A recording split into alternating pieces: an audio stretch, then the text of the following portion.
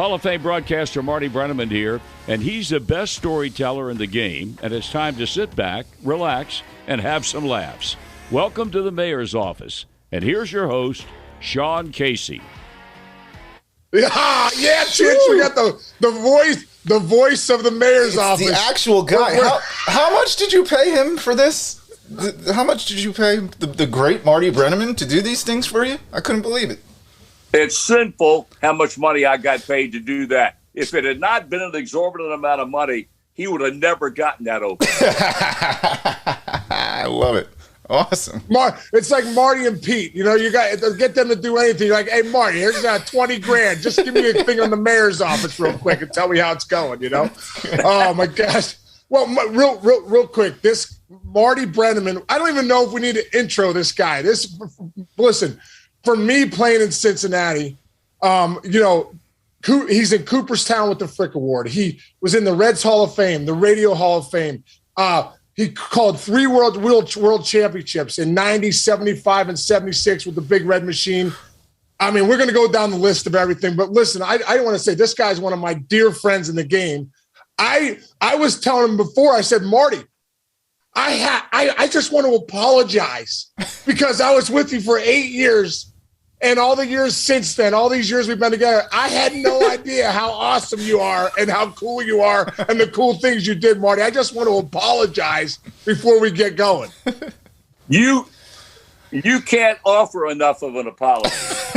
After treated me the 8 years you were in a Cincinnati uniform, it's going to take a hell of a lot more than that, pal. I want to show you something. You know what that is right there? Who is that? He's showing us a football, everybody. In case you football autograph by Lynn Swan. Wow. You boys. Amanda's the biggest Steelers fan that ever existed. Wow. Oh, dude. She was bad-mouthing Oakland. That football game. Until I kicked the field goal and she was dancing because she knew that Big Ben's going to have at least one more game.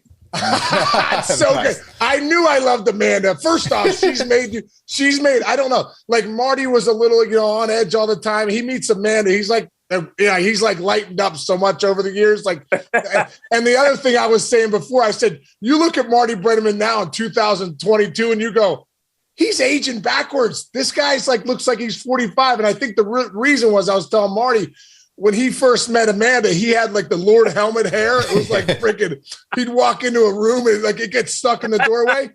And Amanda's first request was, yeah, I'll get together with you, Marty, as soon as you shave your head, because I ain't going out with somebody who looks like Lord Helmet.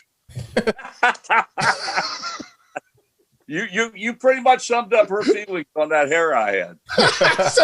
so Marty, I have to, one of my first ever times we spent together I just got to stay on that topic because it was one of the funniest things. We would do that Reds caravan in 98. And yep. and it was the first, I just got done with my first year. And so I did the Reds caravan with you. And, everywhere Marty goes, Chinch, he's the guy, him and Nuxie, just Marty and Joe was, the Marty and Joe show. And, they were Cincinnati. And I was a rookie. I didn't really understand, just trying to get on. And Marty was, I think we were at the Aquinas Club in Dayton, just a bunch of old dudes, just ball busting, busting each other's chops, So Marty's emceeing the event, and I'm sitting right next to Marty, and one Marty's like, "Does anybody have any questions?" And guy in the second row stands up, grizzly old veteran. He's like, "Yeah, I got a question for Marty. Who the hell does your hair?" Right? And Marty was like, "Listen, screw you, buddy." And this is what I was like. This is the interaction with Marty Brennaman, right? Do you remember that, Marty? Yeah, it was a little bit stronger than screw you. A little bit tougher than that. Wait, hold on. Can I stop there? I know Sean has so many things he wants to ask you. You don't even understand. He's been researching this for weeks. It's unbelievable. Rich, you're the kind of guy that he needs. Oh, I know. I need him too. But so I've known Sean for almost 2 decades now, and I'm reading, doing a lot of research, whatever. And I found this quote from you, and I heard you say it somewhere else, where there was one day you were on a bus, and or the plane, and he came to the front, and you said he used a word, you said he called you cantankerous. Now, first and foremost, in my almost 2 decades of knowing Sean, I've never heard him use a word of that type of ilk. So, is it? You mean that calm? Yeah, exactly. Can you explain that? Did this really happen between you guys, and how are you two still friends now? Well, you have to understand, every now and then, and it was very rare, but I might have something just slightly critical to say about Sean Casey on the air. And so that day we're getting ready to fly off somewhere after a getaway day on Sunday afternoon. And I sit on the aisle right on aisle 13. And I'm reading my Kindle or whatever it was, because they were putting luggage on the plane. And I sensed somebody standing over me, and I looked it up, and it was him. And all he said to me was, "You know what you are?" And I said, "What's that?" He said, "You're cantankerous." And he walked back to his seat. And I'm thinking, man, you got to have something better than that. I mean, that's a little bit short. Cantankerous. That's language we don't understand. But it was one of the great moments in my career, because as bad as he wanted to, Rich, he simply couldn't deliver the knockout punch. That's great. He's just too nice. He's just a little too nice. And knowing Marty as I got to know him, I was like, I should have delivered that knockout punch to Marty that one day. I called him cantankerous. I should have just dropped the elbow on him. You know what I mean? One time. Marty, the last time we saw each other, you were getting inducted in the Reds Hall of Fame. And, man, for all of us that are in the Reds Hall of Fame, it was so special, because you are the guy. You are the voice of the Reds, and you are such a good friend to all of us. And I know how much that meant to you with the crowd being there and all the ceremonies. Can you just talk about that, what that was like going into the Reds Hall of Fame, and what that city of Cincinnati, means to you? Well, the thing about it is, Sean, I was lucky enough to go into the broadcaster's wing in Cooperstown in the year 2000. That was really special, because I went in with Sparky Anderson and Tony Perez. The only non-Red who went in that weekend was Carlton Fisk. That was kind of ironic, because he hit the home run in Game 6 in 1975 in extra innings that sent that World Series to a 7th game. And that was huge. It was like nothing I'd ever experienced before. But then this past summer, one of the great moments in my life, in many ways, it was bigger than Cooperstown, because it was the people that I grew up with as a big league baseball broadcaster, coming in 74 and was fortunate enough to stay around for 46 years. And the people, they never got tired of my act. Well, I'm not sure that was true, Marty. Or it was a tired act, I should say. But so going in and going in with all you guys coming back. Yeah, I mean, normally you do, but that's the greatest number of former Reds players. And they had the softball game, which had a lot to do with that. But it also enabled me to see a lot of guys outside those, like yourself, who are in the Reds Hall of Fame, that I might not have ever seen again. And two guys that were really special to me was Greg Vaughn and Arthur Rhodes. And it's kind of an interesting relationship, because I don't think either one of those guys liked the media worth a damn when they were not only playing in Cincinnati or wherever they played. But for some reason, I got relatively close to those guys. And so it was important to see everybody, especially when you get to be my age. And on a serious note, you reach a point in life where we may not see each other again. I mean, you have to think about it. Right. So it was important for me to see all those guys and to go in becoming the first non-player or manager or front office executive to go in. It was extremely important to me. Yeah, they actually changed the rules for you to get in, right? The actual byline of the Reds Hall of Fame was not going to allow broadcasters until they changed it for you. I knew people who had retired from the executive committee, or whatever they call it, in the past, that got tired of hearing the fact that nobody was flexible enough to sit down, go over the original bylaws. And to be honest with you, I never politicked in any Hall of Fame, including Cooperstown. I wrote letters for guys. endorsing their candidacy. And I made a pact with myself then that I would never do that. If my talent alone was not good enough to get me in, then I was not going to allow or ask other people. But I did this Reds thing because I knew what the bylaws said. I had people telling me, this is ridiculous. Bylaws need to be changed, and they need to change them. And thank goodness for Bob and Phil Castellini, because they were instrumental in getting them changed. That will enable me to be a member of the Hall of Fame. And I was I had tremendous gratitude for them going to that extreme to get it done. But you can't have the Reds Hall of Fame without Marty Brennaman there. So they got that right. But I want to circle back. So Reds Hall of Fame, but you just talked about 74 coming to the Reds. Can you take us through the journey of how did Marty Brennaman get to Cincinnati? Well, it was kind of interesting because I graduated from the University of North Carolina in 1965, went to work in television for 6 months in news because I couldn't find a radio job. And I was married and already had 2 kids. Both of my oldest kids were born in Chapel Hill. And so I went to work for 6 months at an ABC affiliate in High Point, moved to a radio station in Salisbury, North Carolina in August of 1965. And I got a chance to do high school football and basketball, American Legion baseball, and Legion ball is a hotbed in North Carolina. That's a hot state for Legion baseball. And they'll play upwards of 50 or 55 games in the summer. And then I did small college football and basketball at Liberal Arts School in Salisbury, Catawba College.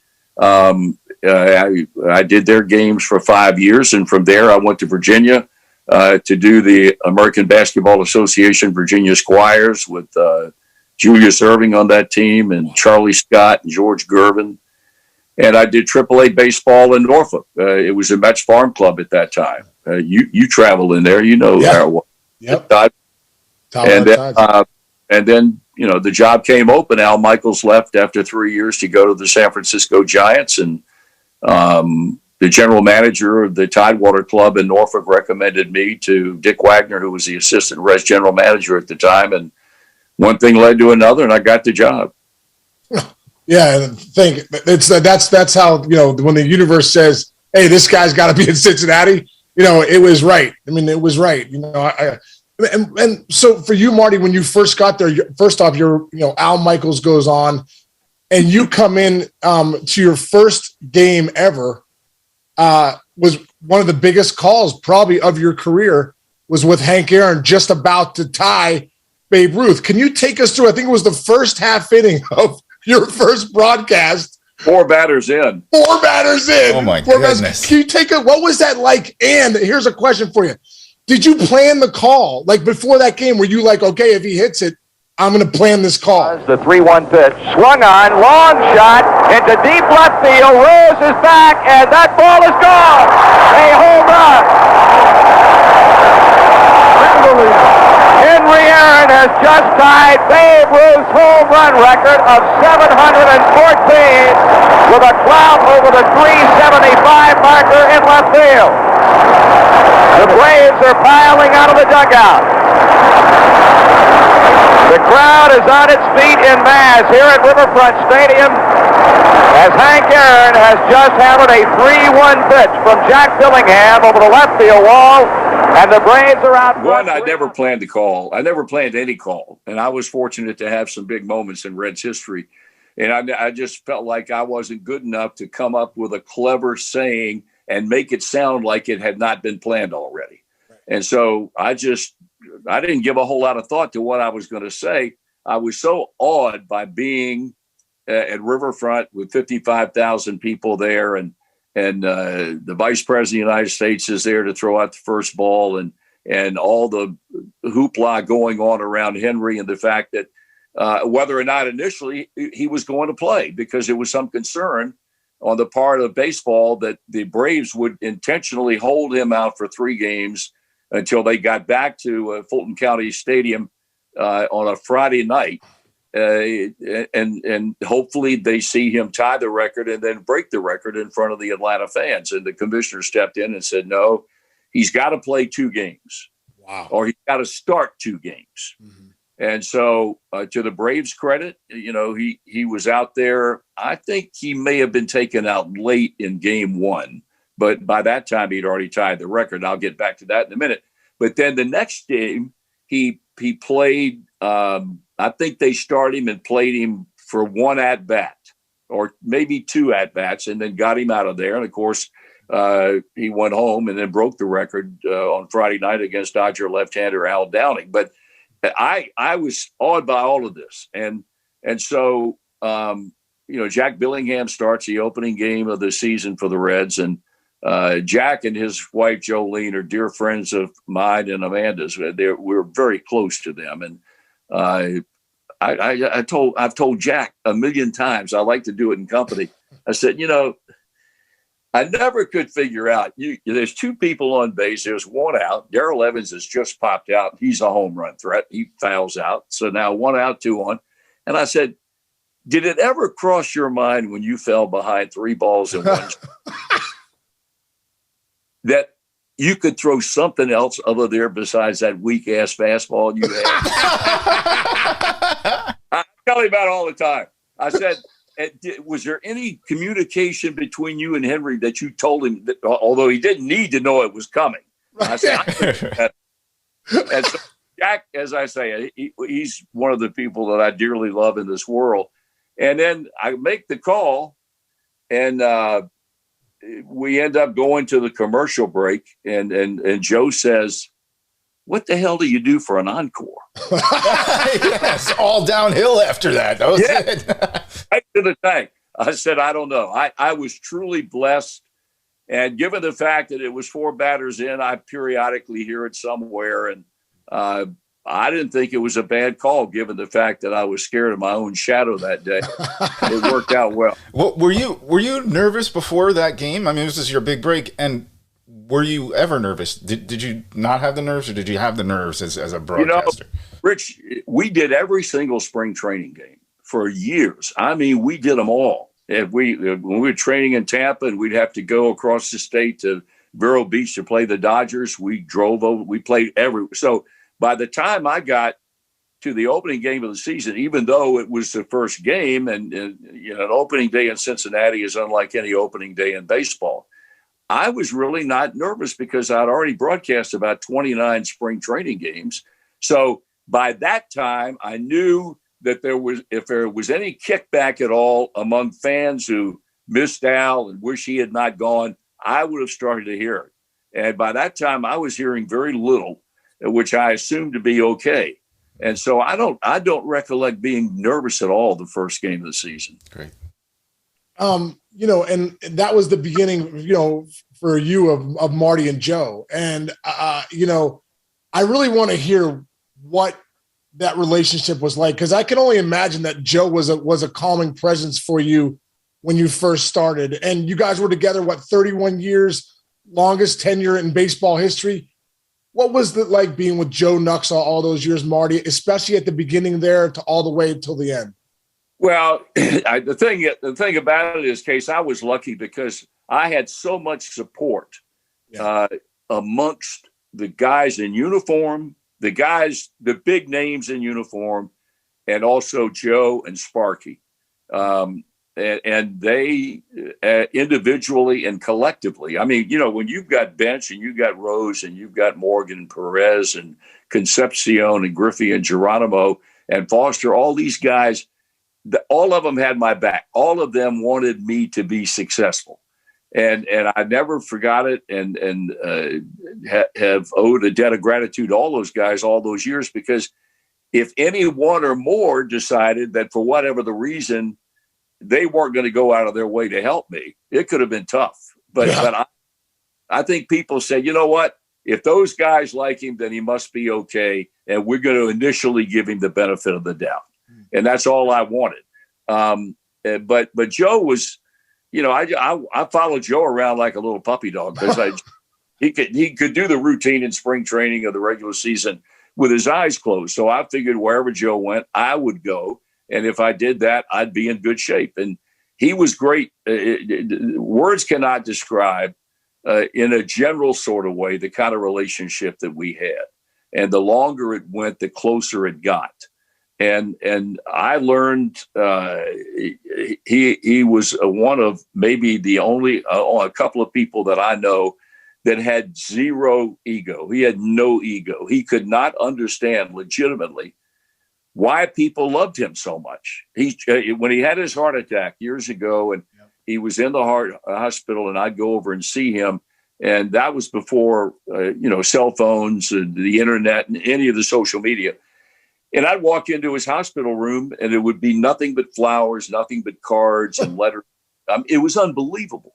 And he would just lay there in bed, scratch his head. And I said, "What's your problem?" He said, I don't understand all this."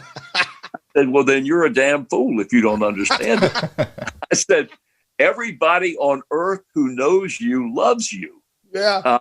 And that was the case. I never heard one person ever utter a negative about him.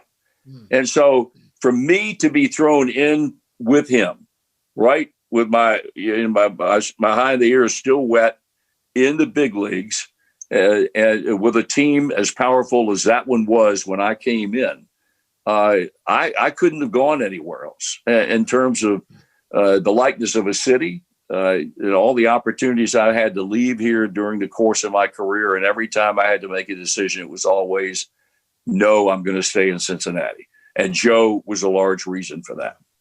What's one of your best Knucksy stories of all the years you had? Is there a story that pops into your head like, man, I'll always remember that? Can I tell any story? Yeah, you can tell any story. Please any story. Yes, you can, Mark. I'll tell you a story.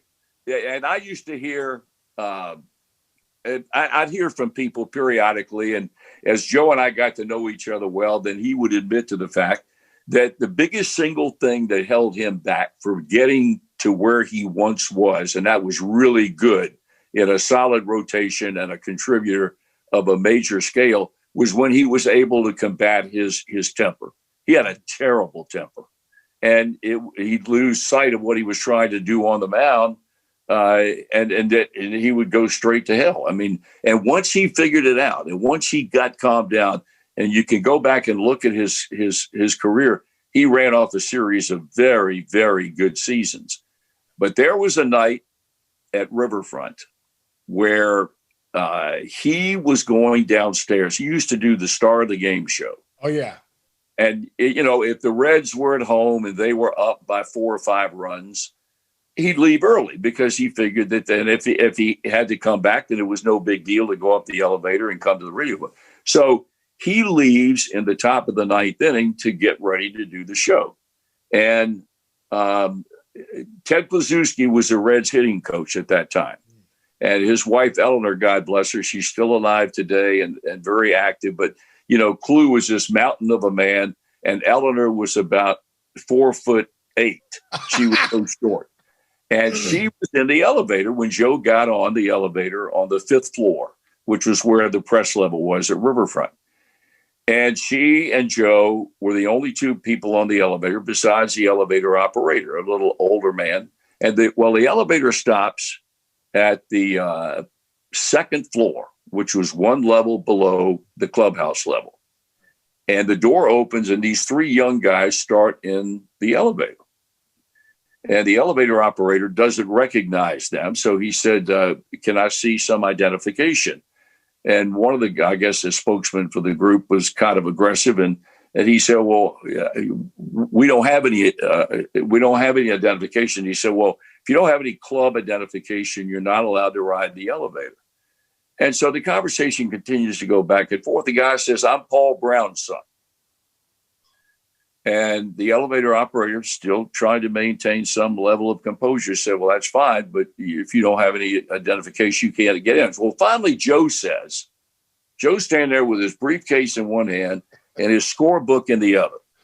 And Joe said, look, you guys got to back off. We've got to go downstairs. You don't have the proper identification. And the guy doing all the talking looked at Joe in the eye and he said, who in the hell are you? And Joe said, let me tell you what, it makes no difference who I am. Just back up. We've got to go. So the guy took 1 step back Or Joe had actually put his hand on his chest and just gently pushed him on the other side of the elevator door. The doors start to close, and this guy had the worst timing of any being alive, because he looked Joe in the eye as the door was closing and said, USOB. Joe dropped his briefcase and his scorebook. He got both hands in before the door closed. He opened them up. He grabbed the guy right by the collar and was so mad, Eleanor told me, that his strength was incredible. He lifted the guy up with one hand till his toes were touching the ground, and then he shoved him out of the elevator. Oh, man. That is awesome. Yes. He was something now. I'm not kidding you. Oh, my God, man. What an unbelievable man. Nuxie is one of those guys you remember, like one of the kindest guys that, I've ever been around. And, he was God every rest bit of. Yeah. Awesome. So with that team, Marty, like, you fall into the Big Red Machine. You're there in 74. You fall in to probably the greatest team of all time, the Big Red Machine. I mean, those guys were a lot of Hall of Famers, but just, championships, and they were unbelievable. Can you take us through some of the relationships you had with those guys? And what I'd like to talk about first is your relationship with Pete Rose. I know he's your good friend, but what did Pete mean to you? And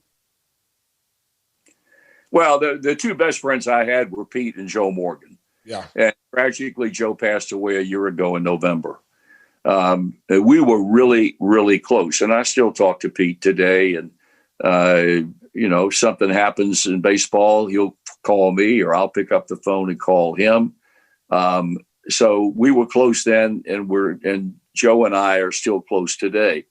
And we hung together. Sometimes I wonder how we survived the decade of the 70s.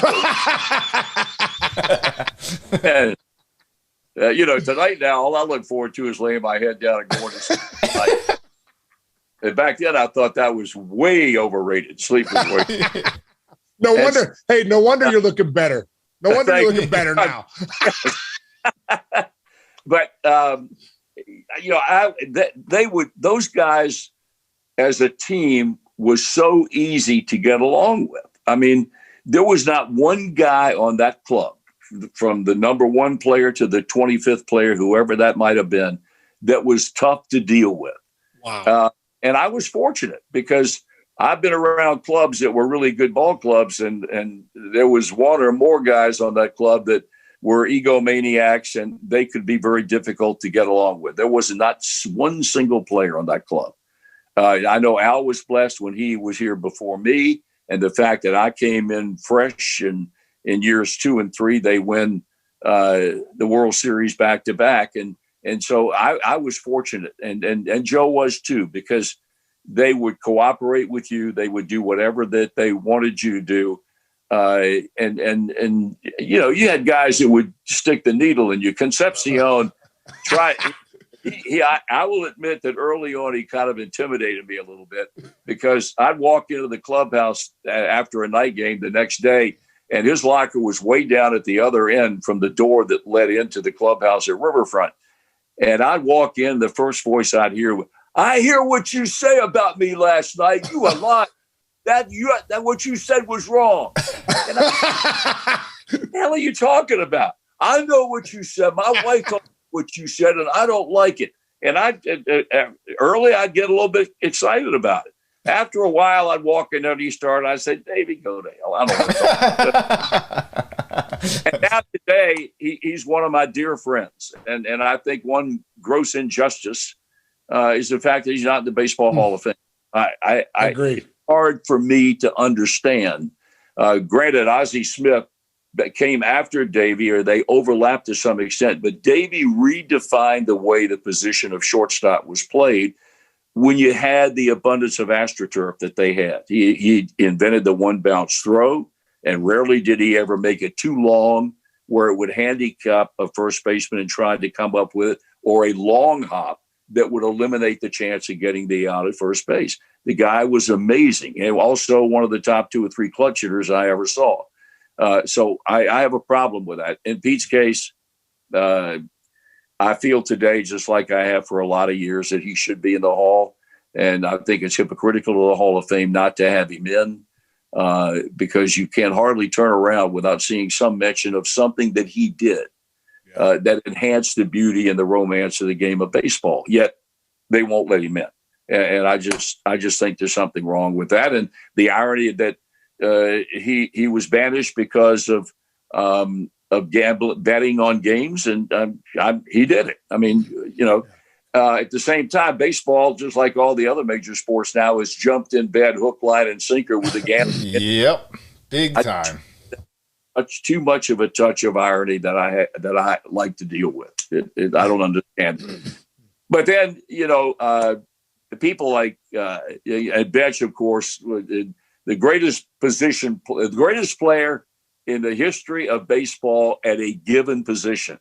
And I'll say that when I speak to groups, and a guy will say, wait, time out here. He's not the greatest player in the history of baseball. I said, that's not what I said, you idiot. I said the greatest player at a given position. Nobody has ever played a position to the degree of perfection that Johnny Bench did behind the plate. And then, you had the guys like Foster, who had the single greatest career or a season since I've been affiliated with this baseball team, when he hit 52 home runs and knocked in 149 runs. Geronimo was the best defensive center fielder at the time in the game. Ken Griffey Sr. was a gifted offensive player who could run like the wind. It was just a lot of fun to be around them. Do you think Sparky, I mean, could anybody have managed that team? Because there's just so many good players. Do you think Sparky really had an impact on that club? I do, Sean. He could manipulate his pitching staff as good as any manager I've ever been associated with. He had the nickname of Captain Hook because his policy was to his starters, his rotation. If we have the lead with you on the mound in the sixth inning, from the sixth inning on, I will do everything in my power to see that you win the game. Well, back then, the mindset was, if you're Jack Billingham or Freddie Norman or Don Gullett or any of the other rotation pitchers, their mindset when they went to the mound was, I want to pitch 9 innings. We both know that's not the case today. Right. But that was the case then. So if a manager said, if you got the lead sixth inning, in as much he might say, I might pinch hit for you in the bottom of the sixth, they're not interested in that. They want to go out there and they want to win it or lose it based on their ability or the inability on a given night. So they didn't care for him. And he had a rule. When I come to the mound, I'm coming to get you.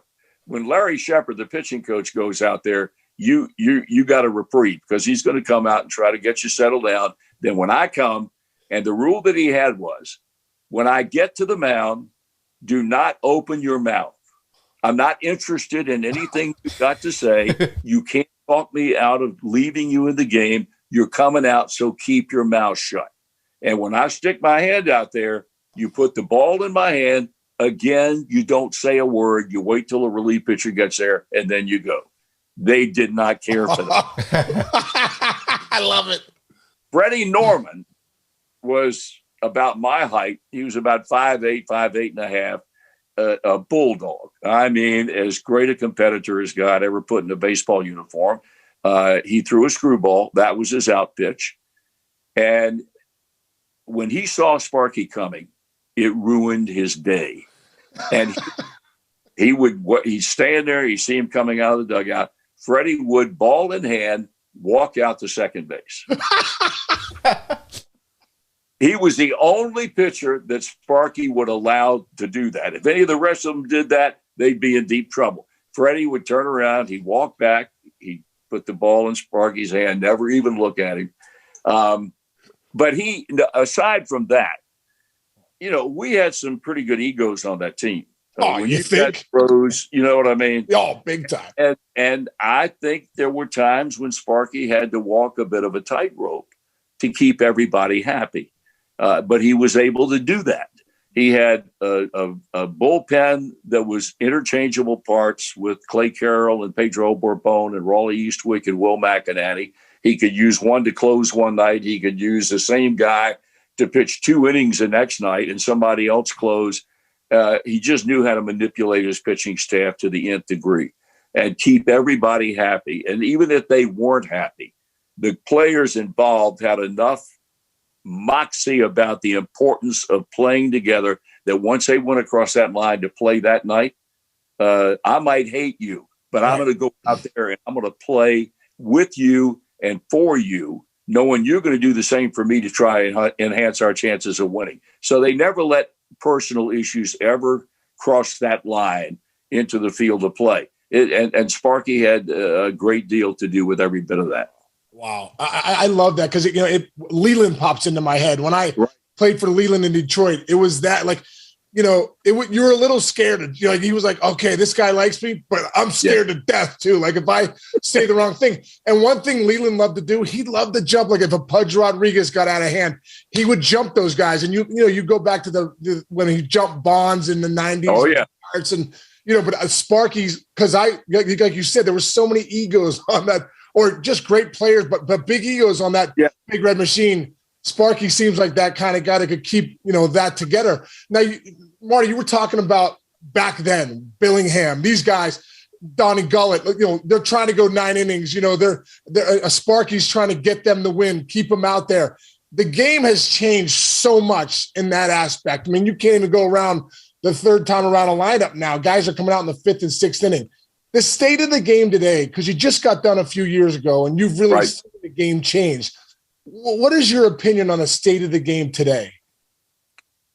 I'm not a big fan. There were a lot of reasons why I retired, one of which was I had my health and I wanted to go and do things with Amanda while I still was healthy enough to do it. And that was a big reason. But another reason was I really had grown to really not be fond of the way the direction the game was going in. The fact that it's all about home runs and strikeouts and walks. You don't see teams hitting and running anymore. The stolen base has gone by the wayside. And everybody plays station to station for the 3-run home run. And that's not the kind of game that I grew to love as a kid growing up in Virginia and working in the minor leagues and coming here and seeing great players like yourself play the game the way that I think the game should be played. And I jokingly tell people that in my second year, I heard some 78-year-old guy complaining about the direction that the game was going in. And I told somebody there, I said, tell that old man to get out of the game. Well, that's me now. I'm that man. And the game's going to go on without me. But I do believe, as sure as I'm sitting here doing this podcast with you, that the day will come while we are both still around where you're going to see the pendulum start to move a little bit more toward the middle, and scouts will become important again. They're the people I feel bad for because they devote their lives to this game and going to a high school or college game and telling you in 3 or 4 innings or less which players on that field have a chance of one day maybe playing in the big leagues, and maybe none of them do. But these are guys that never work for a lot of money. They devote their lives to this game, and it's all of a sudden almost as if somebody simply said, turn the lights out and close the door. We're going to go off in another direction. And I really believe that it's all going to come back toward the middle, and that's fine. I don't have any problem with the analytics that I understand. But I also think that there's been too much emphasis placed on it. And I think one day things will try to right itself a little bit. If I could take that one step further, just on this point, I'm sure I know what you feel about this, but like players aren't really allowed to police the game anymore on their own. And I heard you in a conversation talk about those rivalries. The Dodgers and the Reds, you argue, were bigger than Yankees, Red Sox in the 90s and 2000s. How much do you miss, and how, do you think the game still needs the players to police themselves? I do. I think, Rich, that's a great question. People don't think about that. I'm not talking about going out there, and if you're one of a million kids that pitch in the big leagues today that throw from 97 to 100 plus, I'm not saying you go out there and you headhunt. But I firmly believe the game was more entertaining, and I would defy anybody to go back and document the number of people that suffered serious injury and then do the same thing post aggression as far as the players. Right. There ain't many, if any at all, to speak of. And I thought the game was much better to watch. The anticipatory feeling that one gets sitting in the stands where some guy's gotten hit and you know that the retaliation is going to take place. I think that allowing players to police themselves, to govern themselves, and I think the players would welcome it without any question. Is there a brawl you remember, Marty? Is there a brawl you look back at all your time and go, man, that one was a real one? I saw some pretty good ones. I'll never forget one the first year in 1974. The first year the Reds go into Pittsburgh in I guess it was early July, maybe before the All-Star break. The Pirates were 12 games under 500. I mean, they were given up for lost.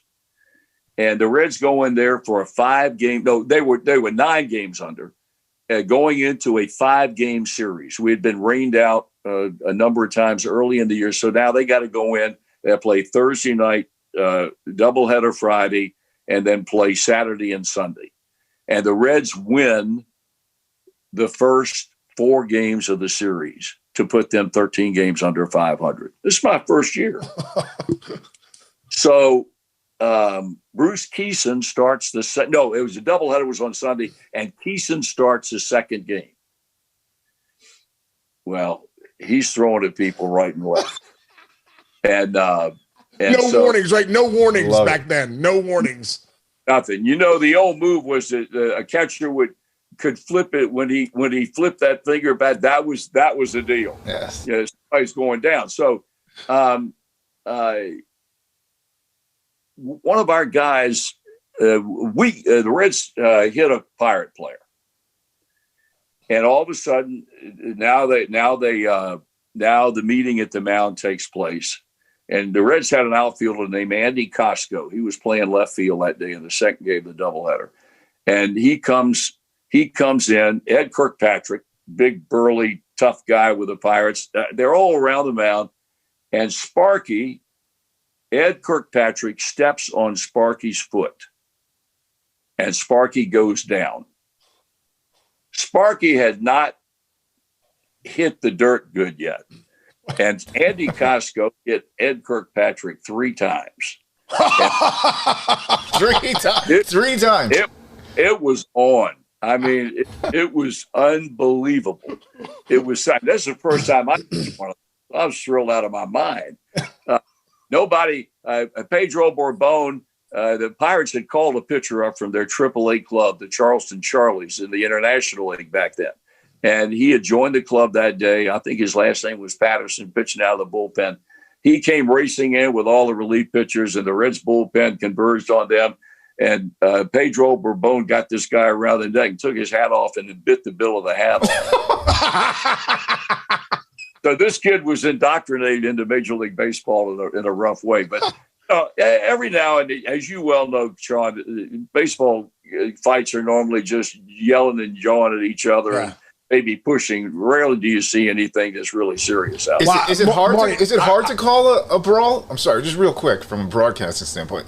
Is it difficult or easy to call a brawl from a speaking standpoint? It's not easy because things are breaking out all over the place. You know, you see something over by the third base bag, and all of a sudden there are 3 guys behind home plate killing each other. And you know, you really got to take a look and try and get the entire spectrum in one big look, and then pick out what seems to be the best. Marty, I remember the brawl. Remember when Paul Wilson went to square against the Cubs? On Farnsworth? What do you remember about that? I was the first time I've ever seen a pitcher charge the hitter. but Paul charged him, and what's his name picked him up and body slammed. It was unbelievable. I saw Jose Mesa do the same thing to Hal Morris over in Winter Haven one day. Yeah. And just picked him up like that and just threw him on the ground. And I'm thinking to myself, you got to be a little bit smarter than Paul Wilson and Hal Morris. I mean, you got to figure out who you're going out there to see. But Farnsworth, as you well know, he's a big man. Maniac. And a little crazy. I remember we got in the dugout and Paul had this it was bleeding from it looked like his eyeball, around his eyeball. And I go, God, Willie, what happened to your eyeball? He's like, Farnsworth was at the bottom of the pile trying to rip my eyeball out with his fingernails. I'm like, holy shit. Yeah. Yes. Thank God I was on the outside, That was that I've forgotten about that. That was really something. There it is. Yeah. Didn't Paul sustain an injury from that? Yeah, I can't remember, but I think he was hurt after that fight. Yeah. Right. Yeah. Yep. Yeah, that was not a good one. A good one. So when you think about the teams after the Big Red Machine, obviously they won 2 championships. We're talking then all of a sudden Doggy Perez leaves, Pete leaves. Johnny kind of stuck around. That 80s teams were grinding a little bit there. In the 80s, and then that 90s teams come. Larkin comes, Eric Davis comes. Kind of a new breed of Reds are here. And they win that 90s championship. Can you take us back to what are your memories of that 90s team, and what were some of the games or a moment that you really remember as the voice?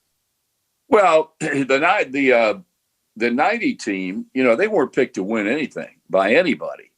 Right. The season started late because there had been a work stoppage in spring training, and so that's the only time that I've been around where the Reds opened on the road, because once they got the labor dispute settled, they said, okay, we're going to simplify this thing by starting the season on this date, and wherever you are on that date, then that's where. So the Reds opened in Houston, and we really didn't see a whole lot in spring training that would make you think that this club was on the verge of having an exceptional and unforgettable year. But they go into Houston on that opening game, and never forget, Barry Larkin tripled with the bases loaded off Charlie Kerfell in the 10th or 11th inning to win the game, and they never vacated first place. I mean, they were the first ever to go wire to wire since divisional play came into baseball, I think in 1969. And that's my favorite team of all the teams. I mean, the Big Red Machine team, obviously the greatest, the 90 club. Right. It made no difference if you were white, you were black, you were Hispanic. Everybody had everybody's back. Guys of different race would go out and have dinner together. It was a team led by Barry and Eric Davis and the Nasty Boys and a bombastic manager, Lou Piniella, and still had no respect. They had no respect in the World Series. They got to the World Series, and still everybody thought they were going to get swept, right? Yeah, and that was right down his alley. I mean, he told the first meeting he had with that team in Plant City, which is where they were training at the time, and he said it, and players that were in the meeting that day will confirm the fact that he did. He said, "You guys got a chance to win everything." Wow. He said, you have no chance unless you don't realize and respect the fact that you can be as good as you ever dreamed or better if you go out there and play. And he was a guy who would turn over tables of food. He was rather, I love the guy. I had more fun with him, and he had the greatest coaching staff of any big league club I'd ever been around. Jackie Moore was a grizzled old veteran. He was his bench coach, and he had Larry Rothschild. Stan Williams first was his pitching coach, and later Larry Rothschild came in. Sammy Perlazzo was a third base coach. It was no negative about that team. Yeah. And, the Nasty Boys were so dominant, and Charlton and Myers and Dibble, that the manager in the other dugout would bunt in the first inning. if he got a leadoff batter aboard, if his leadoff hitter got on to open the game, many of them would try to bunt the runner over to get the lead and minimize or take out those three guys. Because once Lou got to the sixth inning, if it was ever any question, he had those three guys, all of whom could close or pitch 2 or 3 innings or whatever the case might be. All of them were certifiably crazy. Were the guys that if you looked at them funny, they would drill you in the ribs, and then to make it easier for you to come out, they would meet you halfway. Wow. So people were scared of them. And it was delightful to watch because all three of them threw hard. And Charlton might have been the craziest of the bunch. I mean, here's a double major at Rice University, an extremely academically brilliant guy. And I mean, he could be nuttier than a fruitcake and tougher than God ever drilled. The night he ran down Mike Scioscia, yes, on Sunday Night Baseball, when he had given the stop sign at third base and ran Scioscia down. And that epitomized what that team was all about. Oh. And, they go in and Rich is right. They got to the World Series, and Tony La Russa, I don't think ever gave him a lot of respect. Right. And, Eric set the tone for the World Series, hitting a home run to straightaway center up on the concourse at Riverfront in the opening inning of Game 1 off Dave Stewart. And the Reds went on and shut him out in game number 1. And then the amazing the second game when Billy Bates scored on Joe Oliver's base hit off of Dennis Eckersley in extra innings. And Sabo hits 2 home runs off Mike Moore in game 3 in Oakland. And then Rijo retires 20 out of 21 bats in the 4th game. I mean, and the outfielders threw out every single guy. We had Eric Davis on. They threw up 4 guys in the first game and a half. People were running on them. And but the interesting thing was when the series ended, and the guys are celebrating in Oakland, and Bench and Joe Morgan were in the clubhouse. And Morgan made the comment. He said, the irony of this whole thing. And I said, what's that? And Joe was a Northern California guy. He lived out there. He said they could play this Reds team every day between now and Christmas, and they would not win for one single reason. And I said, what's that? He said, the only pitching staff they faced in the American League all year that had the kind of guys that threw hard like the Reds did was the Chicago White Sox. And Joe said, I believe they won the season series against Oakland, might have been the only team to do it. And it was true. They could not catch up. They couldn't catch up to Rijo in game number 1. And then you had Browning coming back and throwing the stuff up there that he threw, which was anything but 100 miles an hour. Just pooping it up there. Yeah, but boy, he could do it as well as anybody. And so, it was a fun World Series, and to see those guys win in the manner in which they did, and do it with the class in which they did it. It was just a very gratifying year for broadcasters, I'll tell you. What a great team. And it's so great for me to have, I obviously played with Larkin for a bunch of years, but all those guys that come back for the Hall of Fame too, there's so many great guys in that team. And, it was a fun team for all of us. My favorite team. In a case, while we're talking about teams, the 1989 team. Yeah. No. The 99. Yeah. That was the biggest disappointment for me because I went back and I've looked at that team. Oh. And you talk about a team that was talented, and you would know better than anybody. And it was just unfortunate. You go into Milwaukee and you got to win 2. Oh. Lucky to win Sunday. And then you got to go home and face the Mets and get shut Monday night. But that team was spectacular. I mean, boy, you go down the roster of that club. Yeah, there it is right there. It's my favorite team of all time. It's it's the team that I have up. And like you even said, Greg Vaughn, like what was it about Vaughny, Marty, that I loved? Obviously, Vaughny, we all loved him, but he was only there 1 year, and you have that relationship with him. What was it about Vaughny that you loved? Well, our relationship developed long after he left Cincinnati. It was an interesting story because I've said, and I've told this club, if you're looking for one guy to hire in your minor league system to help prepare players for coming to the big leagues from a mental perspective and the approach that he took as a player. I said, that's your guy. I said, Browning for pitching and Greg Vaughn in terms of helping young players get mentally prepared for going to the big leagues. He was as good a leader as I've ever seen on that club. And he led by example. And I think to some extent he led by intimidation, because I think he was a tough guy. He only knew how to play the game one way, and that was all out. And in the month of September, I think he hit 16 home runs in the month of September and did everything he could to get that team there. But I didn't care for him. I didn't like him. He was short with the media. I said, to hell with this, life's too short. So years later, I developed a friendship with an attorney in Sacramento that I got to know through Dusty. When Dusty managed here, a guy named Joe Babbage, who has become a dear friend of mine. And he was a Giant season ticket holder. He and Dusty were very close. But he contacts me one off season. He said, Greg Vaughn is being inducted into the Sacramento Sports Hall of Fame. And he said, I know he played with the Reds. I was just wondering if you had anything that you could give me by way of introducing him. And I said, yeah. I said, he's one of the great leaders I've ever met. And we talked, and he said, you mind if I tape this, put it on a recorder? I said, no.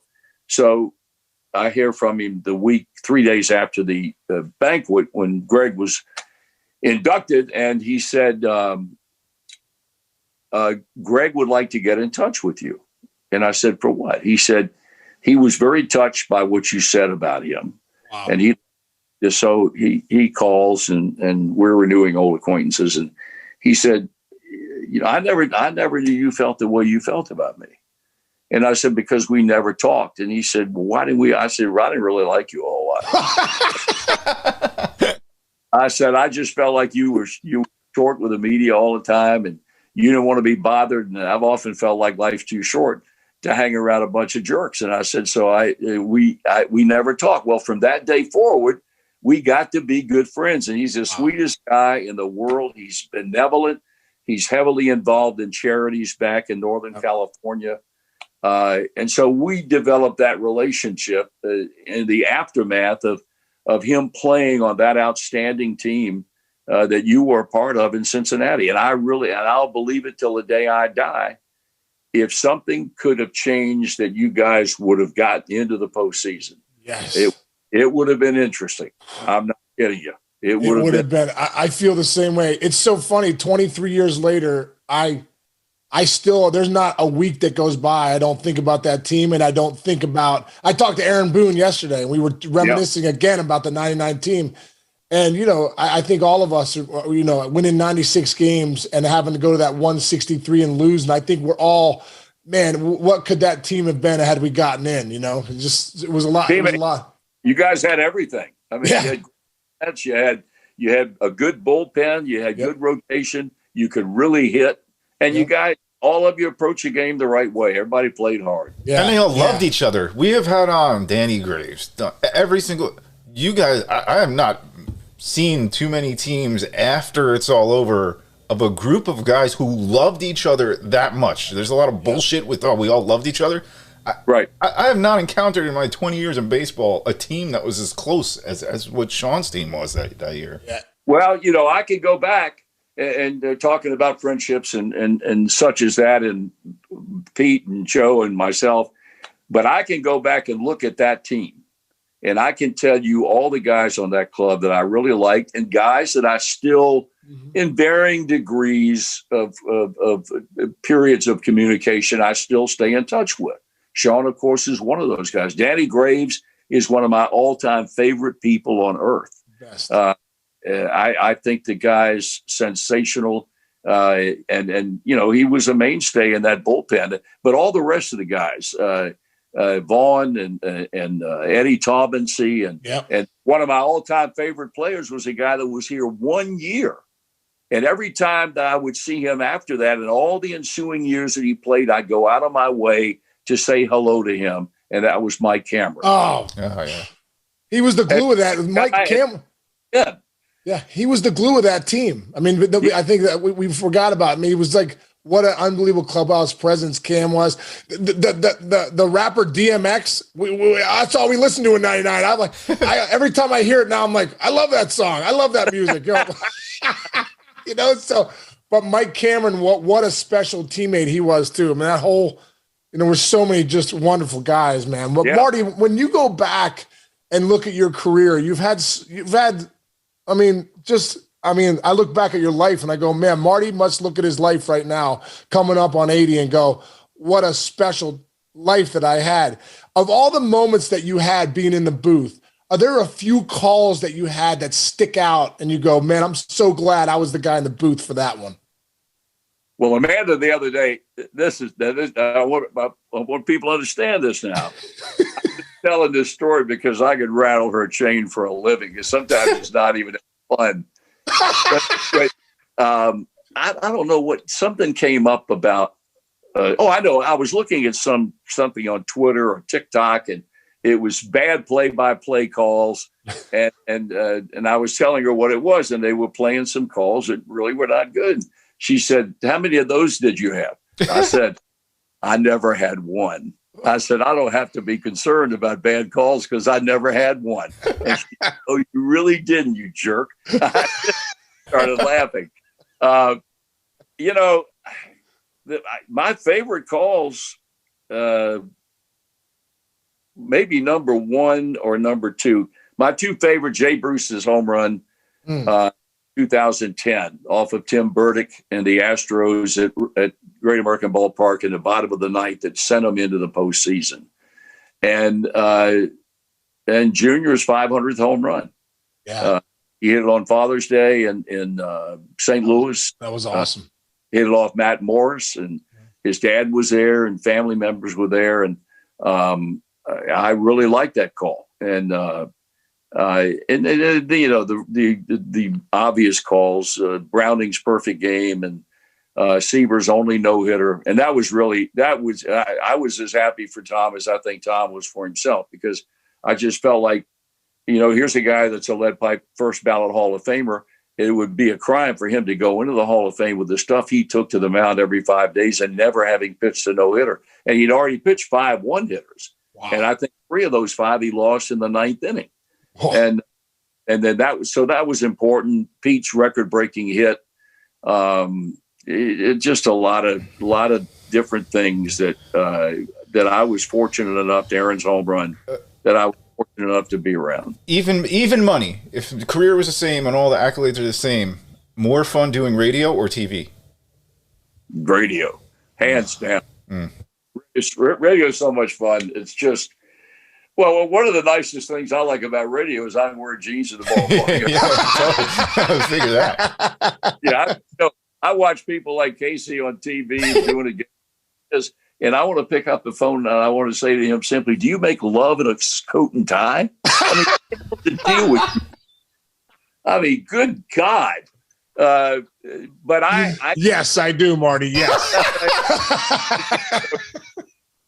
That's not a pretty picture. I just think that if there ever was a sport made for radio, it was baseball. And you go back and all the great network broadcasters at one time came through radio. You had Kurt Gowdy and you had Garagiola and you had Scully and all these people that started in radio, and some of them may have still been doing it, but they also graduated to television. I just think that if there's a pure art form in play-by-play sports, it's baseball, because nothing happens until the pitcher throws the ball. And if you can't ad-lib reasonably intelligently, then you can't do baseball on radio. You can't do it. I done a lot of pro and college basketball. I did collegiate football a million years ago. And I just think baseball is the hardest sport of all to do well on the radio, maybe less so on television. Oh, I love that. And your famous call, man, always, this one belongs to the Reds. This is the Sean Casey doing Marty Brennaman. This one belongs to the Reds. Yeah. If Rich, if he was at the plate with a game on the line, I didn't have to worry about saying that. That's not true. Take it back, Marty. That is not true. That is not true. Take it back. Where did that come from, though? How did that happen? What's the evolution of that? That was one of the things that was spontaneous that I had not planned to use, and it happened, I don't know, maybe 2 weeks into my first season in '74. And all I remember is Dave Concepcion got a base hit. I don't know, it was in the bottom of the ninth or the bottom of an extra inning. And I just said it. And driving home after the game that night, I thought, well, you know what? And I'd never been one for – I used to have guys come up to me and say, what's your signature home run call? Yeah. And say, I don't have one. What? You don't have a signature home run call? Hell no, I don't have a signature home run call. I don't believe it. But this thing, I just said, I'll say it, never dreaming that they would win like they did, even in the year, my first year, when they came from, I think, 12 and a half games back and got to within a game and a half or 2 games of the Dodgers in September before they fell back. So 74, 75, 76, and even in 77, when they didn't win anything, but they won a lot of games, they had a whole lot of years in which they won. And so my saying that at the end of every win got to be commonplace, and people expected to hear it. And, I've just hung with it all these years. Well, it worked. It worked. It's your signature. Go ahead. Yeah, so I got one more. We always have baseball players on, so these guys can talk about hitting. I can talk production with my guy here. I'm so excited. Sorry, I got one more. Last one regarding I'm just going to take a nap so this is over with. Go ahead. Okay, I'll make it quick. So the way the last few years, of course the pandemic has had something to do with it, but the broadcasts, first of all, by necessity, I understand they were doing them remote. Okay, that's part one. Part two is you're starting to see, Peyton Manning and Eli do the cast. So now you're going to see A-Rod doing that with Michael Kay. Just Hall of Fame take on, do you need to be in a ballpark? And what's your take on them trying to change the way to broadcast a baseball game in comparison to what you and your peers have done? Well, I would not have wanted to start today. And I say this, I've said it 1,000 times the last couple of years when I see the direction that this whole thing's going in. It would not nearly be as much of a fun job if you're doing the home road games in a studio somewhere or in a empty ballpark, your home park. Traveling is part of the fun. Traveling is being with guys on the road as well as seeing them less when you're at home because you go home. I don't think it'll ever get back to that again, Rich. And in fact, I really believe that there will be TV people that travel. I understand the Cardinals announced some time back that their TV people were going to be on the road full time in 2022. I think there will be more teams that won't, and it will be a cost saving measure. You save a lot of money. I think the radio people will continue to travel. I truly believe that radio will travel, TV won't. And I think it's unfortunate. It's not the same. It can't be the same. I agree. All right, Marty, before you go take your nap, we just got a couple more things. Is Joey Votto a Hall of Famer? Right now, I'd say it's touch and go, Sean. I think that what he did last year certainly was great. You talk about turning the clock back. He turned the clock back last year, but now he's got to do it again now. He's got this year. He's got next year as far as his contractual obligation is concerned to the Reds. I don't know. I don't think it's a toss-up. I don't think it's a slam dunk by any stretch of the imagination. I think there have been some years there where he did not show up. And it will then be interesting to see how the voters will view his entire career. Obviously, he's the guy that if the Reds are going to have a Hall of Famer in the next X number of years, he's the guy. But I think to say that, yes, he's a lead pipe Hall of Famer, I don't think that's accurate. I think that's still somewhat up in the air. Yeah, I think he's maybe a couple years away from those numbers getting to a little bit another level where you could say, man, this guy's Cooperstown bound. He was, hopefully on his way.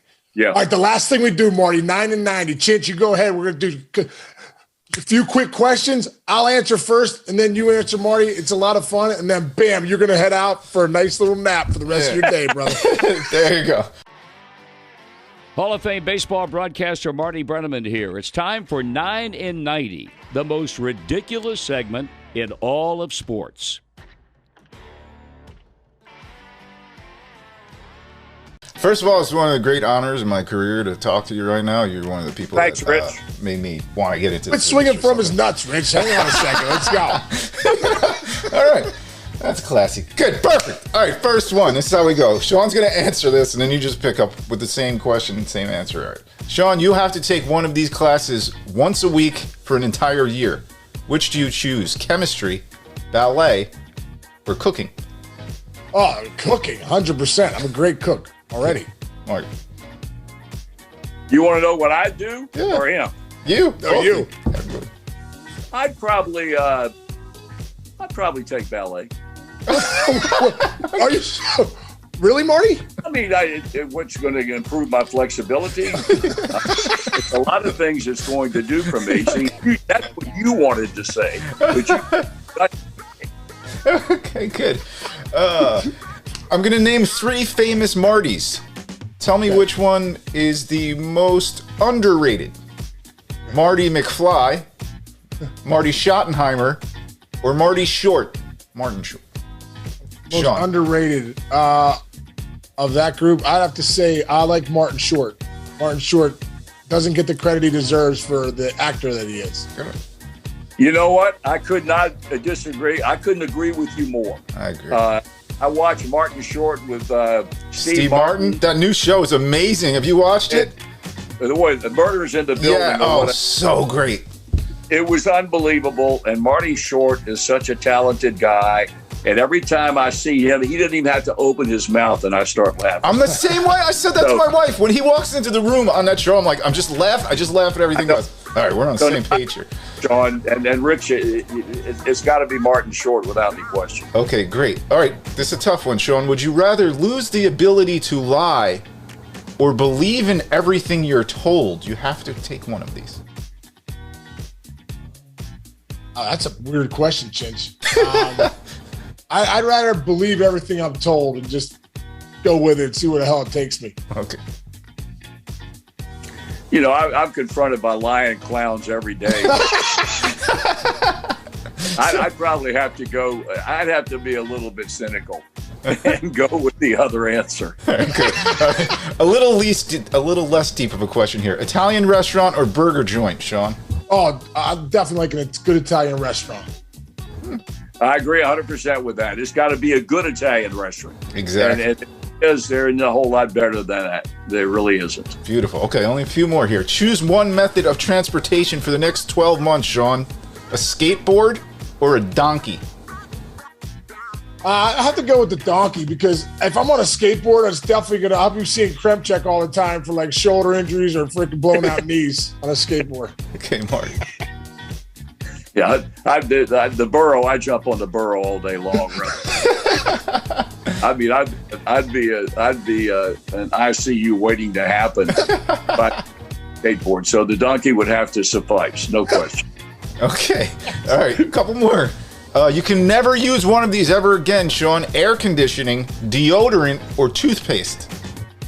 Wow. Wow. I could grind. You know what? I know Marty feels this way too. Back in the day, you know, when there was no air conditioning. Like I remember when Joan Casey and Jim Casey couldn't afford it. We're just grinding through the summers. I'm like, where the hell are the box fans? I'm dying here. You know what I mean? So probably air conditioning. I could live without. I could grind through it.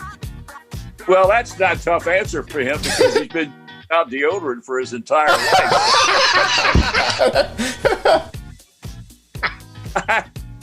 You know what? I'd agree with what he said. I'd have to figure out a way to do without air conditioning. Okay. Excellent. This is the last one, and I'm very excited to hear both of your answers, but mostly Maury's. If you had to get a piercing somewhere in your body, Sean, other than your ears, what would you get and where would you get it? A piercing? Other than my ears? Yeah. Oh my God! First off, I don't like that kind. I don't like getting pricked at all. I don't like giving blood, let alone piercing something. I'd probably pierce. I think it looks cool nowadays. They pierce your nose. Maybe my nose. Okay, Marty. What was I couldn't have ears? That was You eliminated. can't do it in your ears. Somewhere else on your body. You got to. Probably do what Sean said. I'd probably get it right here. Yeah. I think Marty would pierce his nipple. He's just holding back. He's holding back. You know what? Sean's probably right. All right, you got through 9 and 90. Oh, I think Amanda would like that. I'm going to call her. And see if we make that happen. Like, oh. Oh man, Marty, thank you so much, man. We have had an absolute blast going down memory lane with Marty Brennaman, and brother, I love you, and I'm very grateful you came on, and please tell Amanda I said hello, and thank God she got you on the Zoom call. We were grinding at the beginning. Marty's like, can't figure it out. I was like, get Amanda in the room as quick as you can to get you on the link. I know I'm a fool. So great, man. Hey, enjoy your nap, brother. I'll talk to you soon. Pal. Thanks, you. Buddy. Enjoyed being with you. Same here. Thank you. Take care, pal. You're the best. Thanks, Marty. Thank you. How great was that? Okay, so that was my favorite one. I really was. Oh, my God, that was awesome. Unbelievable. Dude, he's such a good guy, man. I mean, So good. You know what was cool about this, Chinch, is that Marty's just one of those guys, man. He's a polarizing figure. I think sometimes as a player, you don't appreciate him as much because you're in the heat of the battle. You know, at times some of the years I played there, our teams weren't that great. So, you heard Marty's critiques. Yeah. But man, he's a stand-up guy, and he always showed up in the clubhouse, and he did everything. You know what I mean? There was so much respect for him. Yeah. The way he called the game, the history behind his calls, him and Nuxie him and Joe Nuxall, and I consider him such a dear friend now. I love Marty Brennaman to death, man. Well, you can tell how close you guys are, but also when you're talking about being a stand-up guy and the older I've gotten in my life, all I care about is honesty. I don't care if you don't like me. Just tell me you don't like me, and if you tell me that, great. Right. Fine, right. We'll move on. Think about him and Greg Vaughn. It's a perfect example. They didn't really get along, but then they talked to each other, and he just seems so brutally honest, but also in a positive way. And God, he's funny as hell. And by the way, funny. He could do a game today. Funny. He's going to be 80 years old. I guarantee he'd be one of the top 5 broadcasters right now. Go into a booth and start doing a game again. That's faster than both of us witted. He got us each 3 or 4 times in that conversation with the little jabs, funny ones, right off the top of his head. Awesome. He's the best. He's the best at busting chops, maybe to ever do the game. And just one of the funniest guys, but a great human being, just a great guy. Yeah. He's got a great wife in Amanda. They really have a great time together, and she's good for him. And I don't know, man, dear friend. Love Marty Brennaman. I'm so grateful that he gave us his time today, and that was just a lot of fun. And I hope anyone that's listening to this really enjoyed that last hour and 15 minutes the way we did. I know I did. That was a lot of fun. Yeah. Man. Yes. All right, but what else we got to do? First of all, again, he showed a little visuals. If you're listening to this, go to the YouTube page. We got a lot of video. We're starting to put videos in. I'm going to actually put some of these calls that he was talking about. We'll be on the YouTube stuff. So, if you're listening, make sure you watch. If you're watching, make sure you listen. That's where we're at. Subscribe, download, give us review, rate us if you love us, if you hate us, just rate us. Yeah, man. That's what they say nowadays. You got to just give us the stars or whatever. Give us the 5 stars. Let's go. Appreciate it if you're going there. So all the people that are listening, thank you so much for still tuning in. Keep tuning in. Let's keep growing the mayor's office. Chinch, you're my man, brother. I love you, and I will see you next week. Very grateful for you. Have a grateful day, man. Same to you, bro.